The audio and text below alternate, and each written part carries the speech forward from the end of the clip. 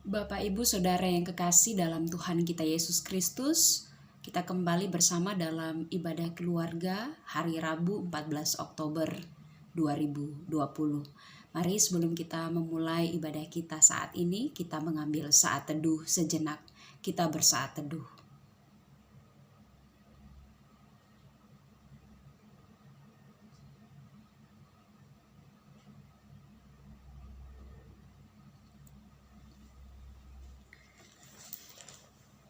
Mari bersama kita muliakan kebesaran nama Tuhan dengan menyanyi dari Kidung Jemaat nomor 381. Kidung Jemaat nomor 381, kita nyanyikan baitnya yang pertama dan baitnya yang kedua. Kidung Jemaat 381, bait pertama dan baitnya yang kedua, kita nyanyikan bersama-sama. Yang Maha Kasih yaitu Allah, Allah pengasih pun bagiku. Aku selamatlah oleh kasih-Nya kepadaku. Walau dirantai oleh dosaku, walau dirantai tak terlepas, aku selamatlah oleh kasih-Nya kepadaku. Mari kita persiapkan bacaan kita sebelum kita berdoa bersama. Pembacaan dalam ibadah pada saat ini terambil dari kitab Hosea pasal 11. Kitab Hosea pasal 11 ayatnya yang kelima sampai ayatnya yang ketujuh. Hosea pasal 11 ayatnya yang kelima sampai ayatnya yang ketujuh. Baik, Bapak Ibu Saudara, sebelum kita bersama akan membaca dan merenungkan kebenaran firman Tuhan, mari kita bersama bersatu di dalam doa. Kita berdoa. Bapa Surgawi, Bapa yang kami sapa dalam nama Tuhan kami Yesus Kristus, kami bersyukur dan berterima kasih ketika Tuhan boleh bersama kembali menghimpunkan kami dalam persekutuan ibadah keluarga saat ini. Terlebih ketika kami bersama saat ini akan mendengarkan sabda kebenaran firman Tuhan yang akan hamba-Mu nyatakan bagi kami sekalian. Biarlah berkenan Engkau mengurapi hamba-Mu yang pada saat ini akan menyatakannya, dan juga kepada kami sekalian yang akan mendengarkannya. Kuasa Roh Kudus Tuhan bekerja dalam hati dan pikiran kami, menguasai kami seutuhnya, sehingga kekayaan firman Tuhan dapat kami pahami, dapat kami mengerti, terlebih dapat kami lakukan dalam kehidupan kami hari lepas hari. Bersabdalah bagi kami ya Tuhan, sebab sesungguhnya kami telah siap mendengar. Dalam nama Tuhan Yesus kami berdoa. Amin. Hosea pasal 11 ayatnya yang kelima sampai ayatnya yang ketujuh, saya akan membacakannya bagi kita sekalian. Firman Tuhan. Mereka harus kembali ke tanah Mesir, dan Asyur akan menjadi raja mereka sebab mereka menolak untuk bertobat. Pedang akan mengamuk di kota-kota mereka, akan memusnahkan palang-palang pintu mereka, dan akan memakan mereka di benteng-benteng mereka. Umatku betah dalam membelakangi aku. Mereka memanggil kepada Baal dan berhenti meninggikan namaku. Demikianlah firman Tuhan. Berbahagialah kita yang tidak hanya mendengar, tetapi juga yang mau melakukan firman Tuhan dalam kehidupan kita hari lepas hari. Bapak Ibu yang kekasih dalam Tuhan kita Yesus Kristus, dalam perjalanan kehidupan kita setiap manusia, tentunya banyak hal yang kita hadapi bersama.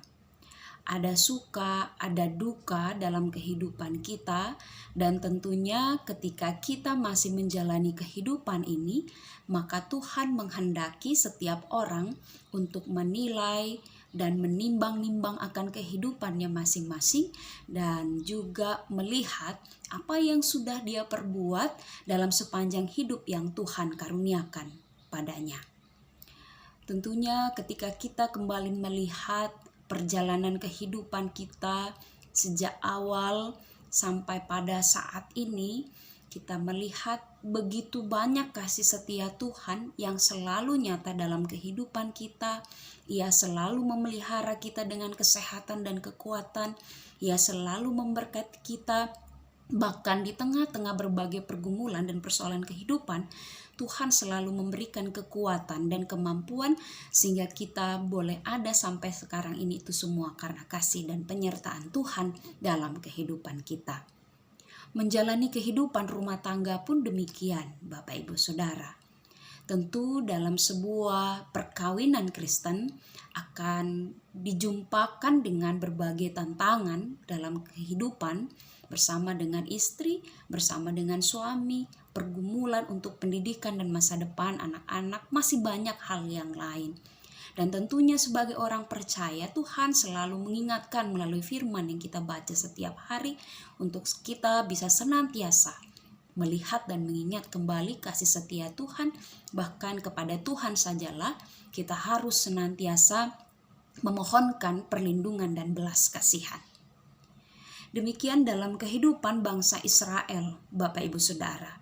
Mereka kembali diingatkan bahwa ketika mereka ada di tanah perbudakan Mesir, mereka mengalami begitu banyak kesukaran di sana.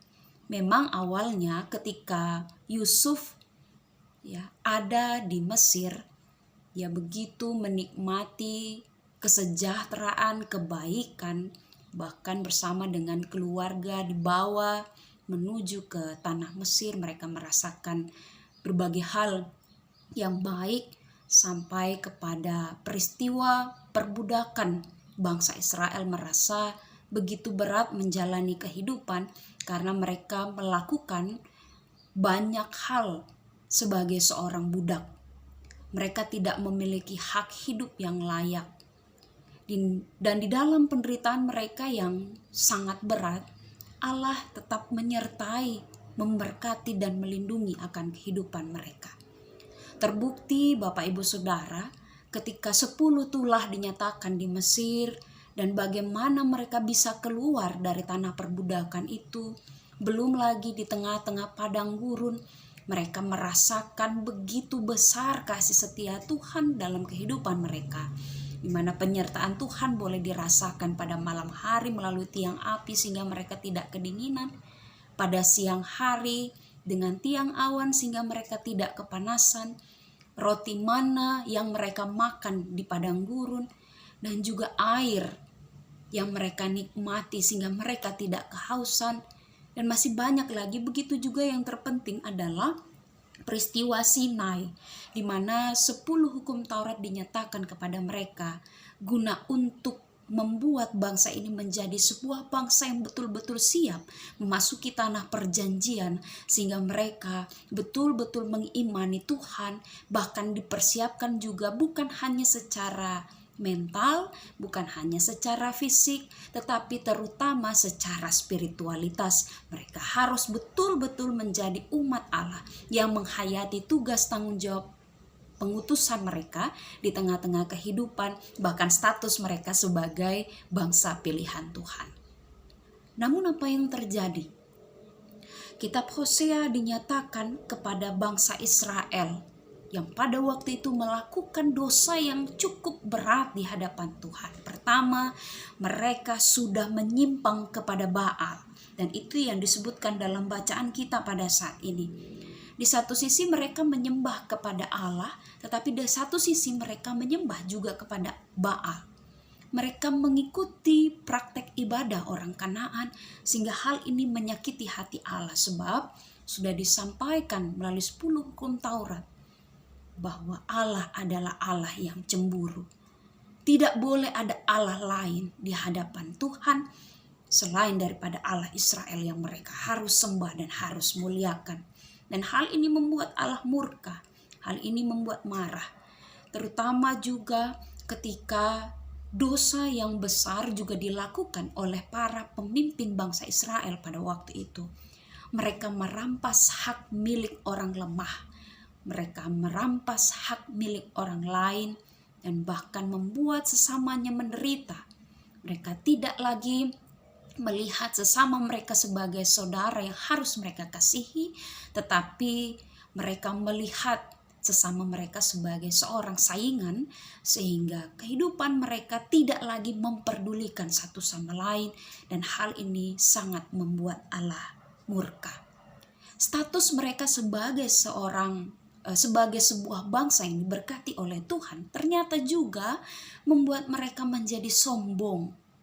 Itu disebutkan di dalam pasalnya yang kelima, Bapak Ibu Saudara yang kekasih. Dalam ayatnya yang kelima, kecongkakan Israel menjadi saksi terhadap dirinya sendiri. Efraim akan tergelincir jatuh oleh kesalahannya sendiri, dan bersama-sama mereka juga Yehuda. Allah tidak berkenan kepada orang yang sombong. Allah tidak berkenan kepada bangsa Israel yang congkak.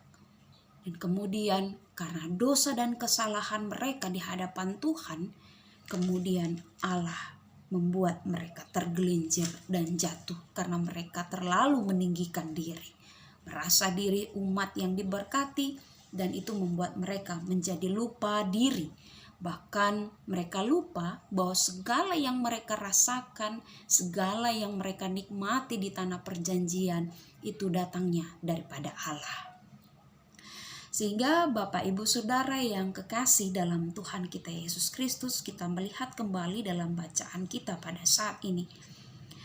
Ayat 5 disebutkan mereka harus kembali ke tanah Mesir dan Asyur akan menjadi raja mereka, sebab mereka menolak untuk bertobat. Dalam dosa yang begitu besar, sekalipun Hosea telah menyatakan firman Allah, nubuatan tentang penghukuman ini sudah disampaikan, tetapi mereka tetap menolak untuk bertobat.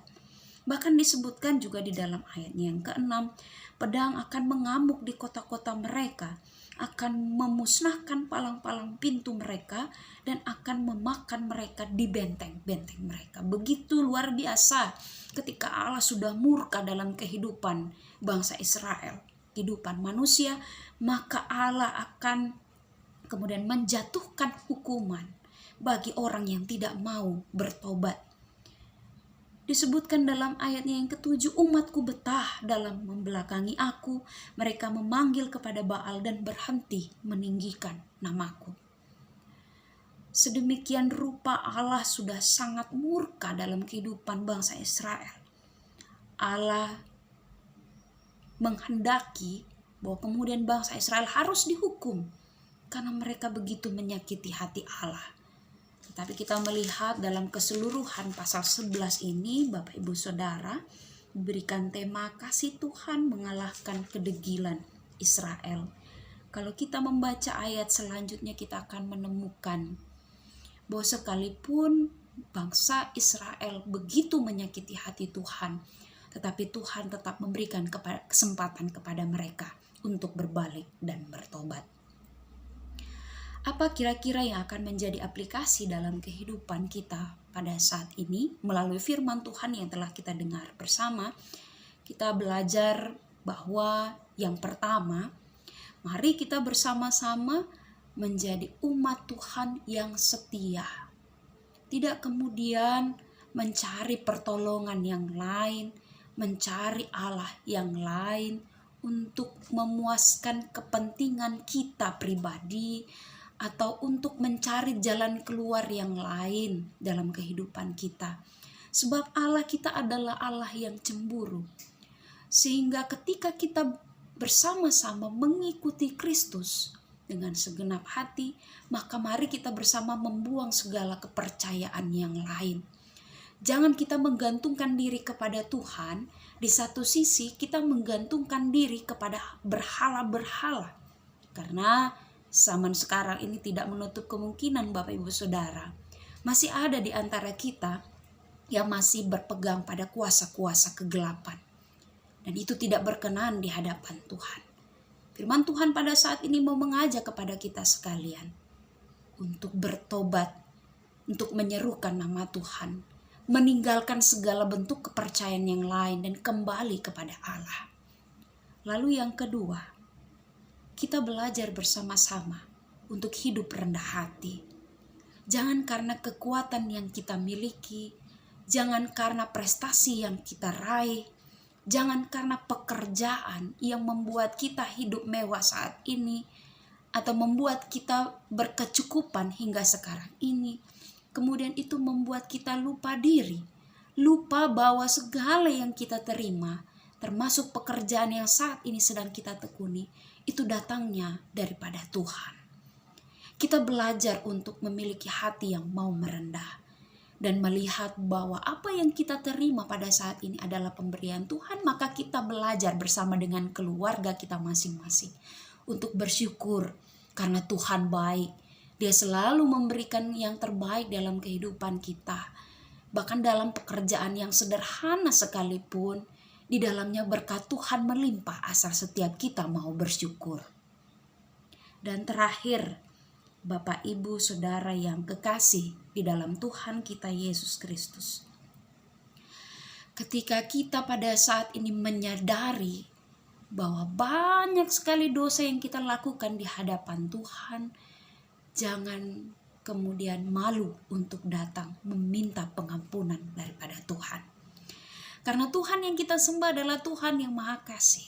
Dia selalu memberikan kesempatan kepada Bapak, Ibu, Saudara, dan saya ketika kita betul-betul mengaku di dosa di hadapan Tuhan dengan segenap hati, bahkan memberi diri untuk bertobat, menjadi pribadi yang baharu, sehingga kita dimampukan melihat masa depan yang baik dan indah di dalam Tuhan. Biarlah firman Tuhan pada saat ini menguatkan kita bersama dengan keluarga kita masing-masing untuk terus menjalani hari-hari dengan penuh sukacita, bahkan melihat bahwa Allah kita adalah Allah yang baik. Maka marilah kita hidup berkenan di hadapan Tuhan dan melakukan segala ketetapan dan firman-Nya setiap hari. Tuhan memberkati firman-Nya. Amin. Merespon firman Tuhan, kembali Bapak Ibu Saudara, kita memuji Tuhan dari Kidung Jemaat 381. Kidung Jemaat 381, baitnya yang ke-6 dan baitnya yang ke-7. Kidung Jemaat 381, baitnya yang ke-6 dan baitnya yang ke-7. Kita nyanyikan bersama-sama. Sabda dan Roh-Nya penuh anugerah, sabda dan Roh-Nya mengundangku. Aku selamatlah oleh kasih-Nya, oleh kasih-Nya kepadaku. Sabda kasih-Nya penawar haus, sabda kasih-Nya air hidupku. Aku selamatlah oleh kasih-Nya, oleh kasih-Nya kepadaku. Mari kita bersama-sama berdoa kepada Tuhan. Kita berdoa. Bapa kami yang di surga, terpujilah nama-Mu ya Tuhan untuk kasih setia-Mu dalam kehidupan kami. Hari ini firman Tuhan telah dinyatakan bagi kami sekeluarga, bahwa Engkau adalah Allah yang baik, Allah yang senantiasa setia di tengah-tengah ketidaksetiaan kami. Dan melalui firman Tuhan hari ini, kami diajak untuk mengingat kembali akan kehidupan kami yang telah lalu. Bahkan sampai sekarang ini, kami banyak sekali melakukan hal yang tidak berkenan di hadapan Tuhan. Sehingga firman Tuhan hari ini mau menguatkan kembali kepada kami untuk berseru dan menaikkan permohonan ampun kami kepada Tuhan. Dan kami mau menjadi pribadi yang baharu, pribadi yang senantiasa melihat kasih setia Tuhan dan dimampukan bersyukur dalam segala hal yang Tuhan beri dalam kehidupan kami. Ampunilah kami ya Tuhan, ketika kami sering kali bermegah diri karena apa yang kami punya, karena prestasi yang kami raih. Biarlah kami belajar untuk hidup rendah hati dan selalu bersyukur atas kebaikan Tuhan yang selalu nyata di tengah-tengah kehidupan rumah tangga keluarga kami. Kami mohon kiranya berkenan Tuhan memberkati kami sekeluarga dalam berbagai tugas tanggung jawab kami masing-masing, dalam berbagai pekerjaan kami dan pelayanan kami bersama. Biarlah keluarga kami selalu dipenuhi dengan limpah syukur, damai sejahtera dan sukacita, untuk kami bisa terus melihat kasih setia Tuhan. Bahkan kami selalu diberkati Tuhan untuk dimampukan kami menjadi berkat bagi banyak orang. Berkati ya Tuhan suami kami, berkatilah ya Tuhan istri kami, berkatilah ya Tuhan anak-anak kami, orang tua kami, sanak saudara keluarga besar kami, dalam segala hal yang kami harapkan, dalam segala hal yang kami gumuli. Berkenan Tuhan, kami menyerahkan dan mempertaruhkan kehidupan kami ke dalam tangan pengasihan-Mu. Engkaulah yang memelihara kami, Engkaulah yang menjaga kami, Engkaulah yang melindungi kami, sehingga kami dijauhkan dari segala mara bahaya, kecelakaan, bahkan maut. Dan nama Tuhan boleh senantiasa dipuji dan dipermuliakan dalam seluruh kesaksian hidup dan kehidupan kami. Kami menyerahkan pelayanan kami bersama di tengah-tengah persekutuan GPIB Jemaat Gibeon Rumbai. Dalam segala bentuk pelayanan kami bersama, berkati ya Tuhan para presbiter, berkati ya Tuhan pegawai gereja dan koster, dan semua orang yang turut ambil bagian dalam pelayanan bersama, baik itu ibadah pelekat dan lain sebagainya di tengah-tengah persekutuan umat-Mu ini ya Tuhan. Biarlah kami dengan penuh semangat dan giat melayani Tuhan dengan sepenuh hati kami dalam segala talenta yang Tuhan beri, dalam segala keterbatasan kami. Engkaulah yang menyempurnakan segala bentuk pelayanan kami ya Tuhan. Biarlah dipuji dan dibesarkan nama-Mu ya Bapa melalui setiap pelayanan yang kami berikan. Terima kasih ya Allah, kami serahkan hidup dan kehidupan kami. Kami percaya hari ini, esok, dan selama-lamanya, sebagaimana Engkau menyertai kami di hari yang lalu, demikian penyertaan yang sama Engkau akan nyatakan dalam kehidupan kami hari ini, esok, dan selama-lamanya. Inilah doa kami ya Bapa dalam kerajaan surga. Sambut dan sempurnakanlah ya Tuhan, karena kami berdoa hanya di dalam nama anak-Mu Tuhan kami Yesus Kristus, yang adalah Tuhan dan Juru Selamat kami yang hidup. Saudaraku, arahkanlah hati dan pikiranmu kepada Tuhan dan terimalah berkat Tuhan. Tuhan memberkati engkau dan melindungi engkau. Tuhan menyinari engkau dengan wajah-Nya dan memberi engkau kasih karunia. Tuhan menghadapkan wajah-Nya kepadamu dan memberi engkau damai sejahtera. Amin. Selamat melakukan aktivitas di hari ini Bapak Ibu Saudara. Tuhan Yesus memberkati. Shalom.